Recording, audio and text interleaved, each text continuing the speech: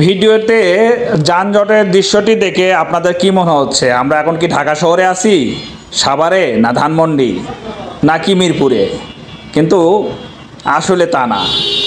আপনারা ভিডিওতে যে জায়গা দেখতেছেন এটা সারিয়াকান্দি বসবাসরত প্রায় সবাই আমরা চিনি। আজ শুক্রবার আসর নামাজের পরে এই রকম ভয়াবহ যানজটের একটি ঘটনা ঘটে। দীর্ঘ সময় মানুষ যানজটে আটকে থাকে। কয়েকজন এলাকার লোকজন ভলেন্টিয়ার হিসেবে বিভিন্নভাবে গাইড দিয়ে কিছু গাড়ি সরাইয়া দেয়। তারপরেও অনেক সময় যানজটে সবাই আটকে থাকে।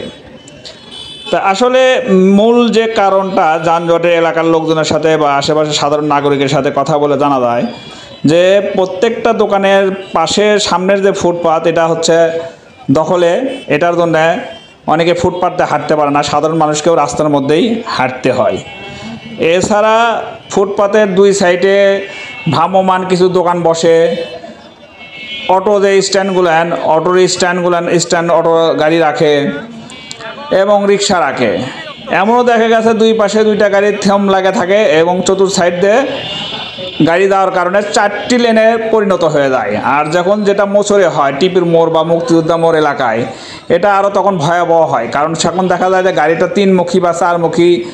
তিনমুখী বা দুইমুখী হয়ে আসতেছে।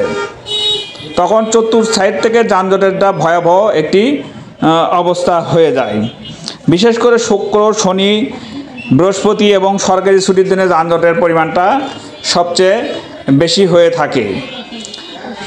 পৌরবাসী ও সাধারণ জনগণের আশা স্থানীয় প্রশাসন থেকে এই যানজট নিরসনে প্রয়োজনীয় ব্যবস্থা গ্রহণ করা হবে। ধন্যবাদ সবাইকে। সবাই ভালো থাকুন, সুস্থ থাকুন।